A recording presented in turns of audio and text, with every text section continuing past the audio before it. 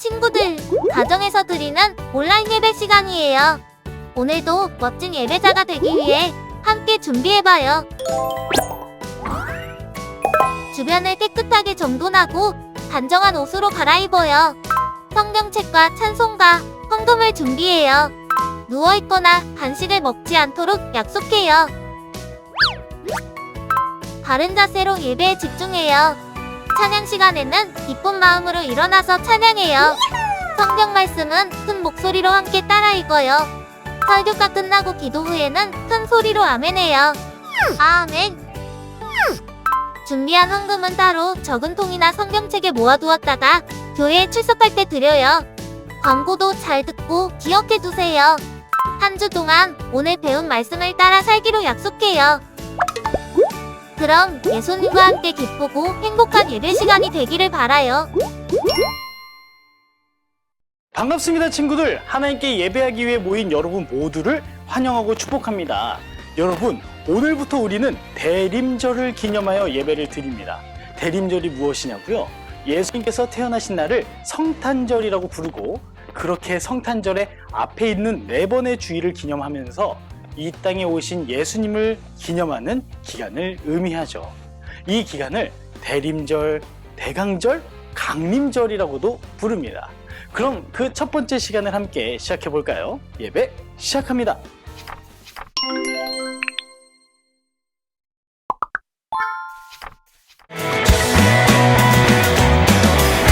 천국은 마치 앞에 감추인 보화와 같으니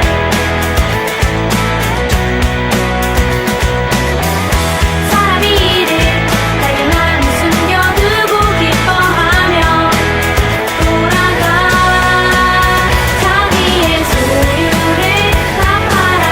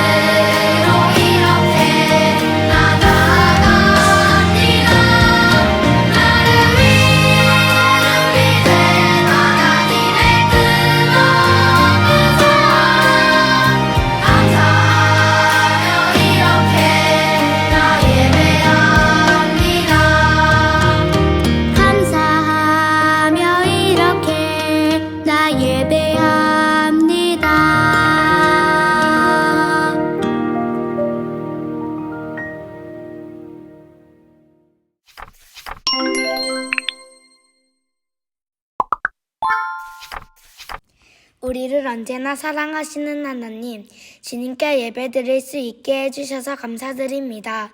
이 시간 주님을 찬양하고 경배하오니 이 예배를 기쁘게 받아주시고 말씀을 듣는 우리의 믿음이 더욱 자라게 해주세요. 모든 일에 짜증내지 않고 항상 감사하는 하나님의 자녀가 될 수 있도록 해주세요. 이번 한 주간도 건강하게 지켜주세요. 예수님의 이름으로 기도드립니다. 아멘.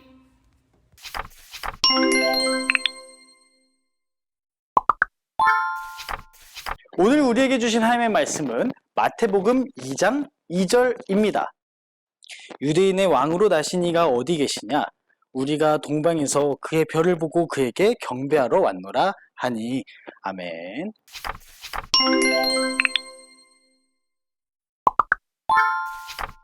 가로등도 세울 수 없고 전구도 달 수 없는 캄캄한 바다는 밤이 되면 무척 위험해져요. 밤에 다니는 배들에게 이쪽이 육지예요, 뱃길이 여기예요, 여기는 위험해요 같은 사실들을 무엇으로 알려줄 수 있을까요? 바로 등대가 그 역할을 합니다. 등대는 바닷가나 섬에 세우는 탑 모양의 건물인데 밤새도록 빛을 비추어서 밤에 다니는 배들에게 길을 알려준답니다. 등대를 보며 갈 길을 잃은 배들이 길을 찾고 위험한 길을 지나야 하는 배들이 살 길을 찾게 되지요. 예수님이 태어나셨을 때도 깜깜한 밤이었어요. 예수님은 어느 깜깜한 밤 유대 땅 베들레헴의 작은 마구간에서 태어나셨습니다. 하나님께서는 너희를 위하여 내가 이 땅에 보낸 구세주가 바로 여기 있다라는 사실을 사람들에게 어떤 방법으로 알려주셨을까요? 먼저 하나님께서는 예수님이 태어나시기 훨씬 전에 이미 많은 선지자들에게 이 사실을 알려주시고 사람들에게 이 이야기를 전하라고 부탁하셨습니다. 그리고 예수님의 탄생이 가까워졌을 때에는 하늘의 등대처럼 길잡이가 되는 커다란 별을 걸어 두셨어요. 하늘의 별을 유심히 관찰하던 동방의 박사들이 이 신비한 별을 발견해냈어요. 그들은 오래전 쓰인 책들을 들춰보고 해석을 거쳐서 마침내 이 별의 의미를 발견하였습니다. 저 별은 구세주가 오심을 알리는 별이다. 선지자들이 전했던 예언의 말씀들이 그렇게 가르쳐주고 있어. 이 별을 따라가면 우리를 위한 구세주를 만날 수 있을 거야 라고 소리쳤죠. 동방의 박사들은 별의 움직임과 위치를 관찰하면서 먼 유대 땅 베들레헴까지 별이 이끄는 대로 긴 여행을 했습니다. 그리고 마침내 별이 멈춰선 그곳에서 박사들은 크게 기뻐했습니다. 두근두근 얼마나 기뻤는지 몰라요. 아마 서로 부둥켜 안고 펄쩍펄쩍 뛰었을 거예요. 그 누구보다도 먼저 구세주를 만나는 순간이었거든요. 말들이 잠을 자는 마구간의 문을 열자 말구유 안에는 작은 아이가 누워 있었습니다. 멋진 궁궐이나 왕의 침실이 아닌 이런 초라한 동네 마구간에서 메시아가 태어났다니 우리가 잘 찾아온 건 맞아? 어떤 동방 박사들은 당황했을 수도 있어요. 하지만 지금껏 쫓아온 큰 별이 이 마구간 위에서 정확히 멈춰섰고 이 모든 일들이 오래전 선지자들의 예언이 눈앞에서 정확하게 이루어졌다는 사실을 기억해냈죠.